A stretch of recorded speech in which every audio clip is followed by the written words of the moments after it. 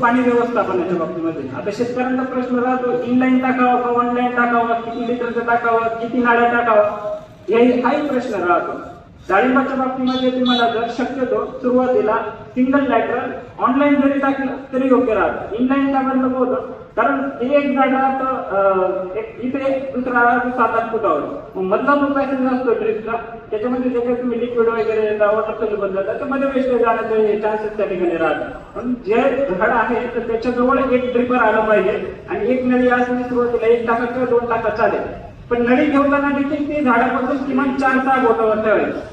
बऱ्याच ठिकाणी बघतो फिरताना ते डायरेक्ट खोडावर ती नळी असते. मग तुम्ही पावसाचं पाणी गेलं काय आणि ड्रिपचं पाणी तुमच्या खोडात गेलं काय, एकूण एकच त्या ठिकाणी होत राहतं. मग झाडाच्या ठिकाणी लवकर जायला सुरुवात होतात. म्हणून झाडापासून 4-1 फुटावर नळी ठेवायची आणि जसं जसं झाड मोठं होत चालेल तसं नळी जी आहे त्या ठिकाणी बाजूला घेत चालायची.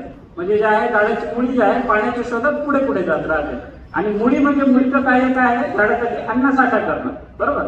मग अन्नसाठा जर करत असेल तर ती जेवढी मोठी असेल तर तेवढा अन्नसाठा हा जास्त प्रमाणामध्ये होतो. आणि जेवढा अन्नसाठा अधिक प्रमाणामध्ये होतो तेवढं जे आहे झाडाला नंतर फ्लावरिंग वगैरे या गोष्टींना आपल्याला अडचण त्या ठिकाणी येत नाही.